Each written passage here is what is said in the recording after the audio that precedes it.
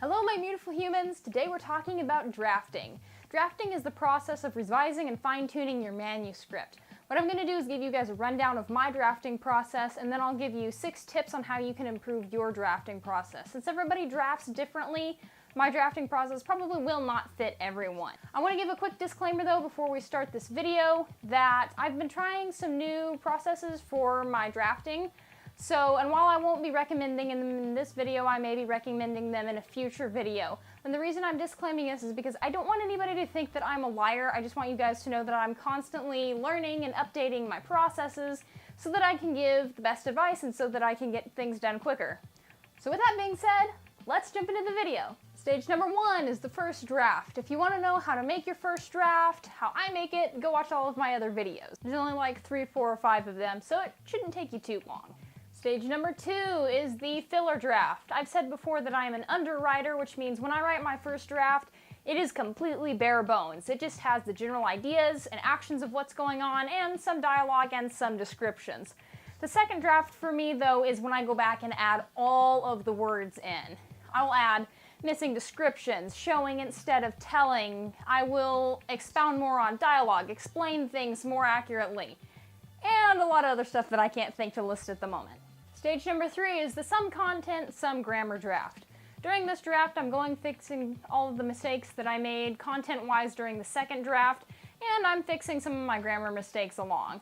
Stage number 4 is the all-out grammar draft. As you've probably gathered from the title, this draft's only purpose in life is to fix all the grammatical errors.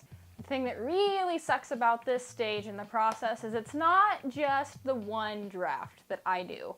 Usually I'll go back and do 2, 3, 4, 5, or 7 freaking hundred grammar drafts just to make everything nice and clean. Fortunately though, I'm working with an editor now, so this will probably cut the time down on this process. So having said all that, let's jump into my 5 tips for improving your drafting process. Tip number 1, have an outline. Now at this point you should probably have had an outline already because I'm going to recommend that you outline before you write the book, before you get to the drafting process, but if you are someone like me who's made a butt ton of mistakes and you've got to the drafting process but you haven't made an outline, I would recommend making an outline now because it will save you time when you're going back and trying to fill things in. I recently finished my outline for Dallas 911, so now I get to go ahead and move on with my drafting. Again. Tip number 2, try to save any edits for the second draft. Now, while it's not a bad idea to go back every 3 or 4 chapters and kind of fine-tune your work, I don't recommend focusing on grammar, focusing on sentence structure, or on the technical parts of writing a novel. The reason I don't recommend this is because if you focus too much on that, you will get severely unmotivated to finish your book because you're thinking about all the structural problems when the story's not even done yet. The purpose of the first draft is to finish the frickin' story so you can work on the other problems later. Tip number 3 is to trim while you edit. Now, while most people are going to be like, okay, well, I've heard that one before. Yeah, of course you're supposed to trim, but you would be surprised how many books I've read where I've read through it and it's like, okay, this book could have been half the length that it actually is if they would have trimmed it. Trimming, as the name suggests, is getting rid of all of the extra words that you don't need in your novel. Some examples of extra words that you can get rid of are progressive forms of verbs. He was running, she was writing, they were going to the store. Sound much better as he ran, she wrote, they went to the store. Do a document search of every time you have used the word that. Take that out of every single sentence that you've ever written with it and see how many sentences make sense without it. You would probably be surprised. Get rid of as many adverbs as you can.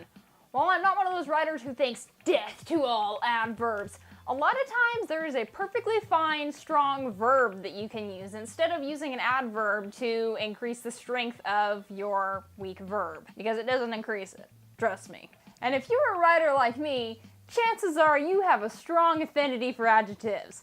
One that's too strong, probably. You don't need 6 frickin' adjectives to describe her frickin' eyes. And additionally, it might be quite painful, but you can also get rid of entire scenes or chapters that don't contribute a fricking thing to the story. Tip number 4 for drafting is to draft using dictation. Drafting using dictation is to read your manuscript out loud as you draft and edit it. And the reason this is helpful is because sometimes a sentence might seem like it's perfectly fine in your head, but whenever you read it out loud, it sounds clumsy and awkward. And last but not least, tip number 5, use Google to look for grammatical errors.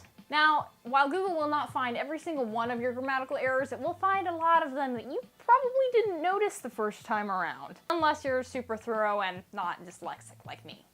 For this, what you want to do is you want to put your entire manuscript into Google Docs, which, by the way, another plus of this is that if you put your manuscript into Google Docs, then you will have it on a cloud server, so even if you lose your hard drive or your computer, you'll still have your book, because all you have to do is log into your Google account from a different computer and voila! After you've put your manuscript into Google Docs, then you can tell it to search for grammar errors and it will point out all of the little things that you thought you got. Well, not all of them, but you get the point. Doing this has really helped me on my grammar and edit phase, and it has cut down a little bit on some of the grammar drafts that I've done. It's great. Use it. So that's all for today. Go out and conquer those drafts. Or do what I do and cry when the first draft is over and stuff your face with chocolate while watching reruns of Monk and Criminal Minds.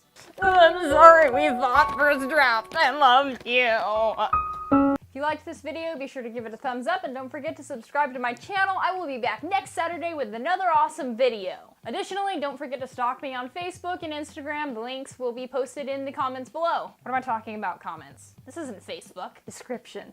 They will be in the description. All right, y'all have an awesome week. Bye!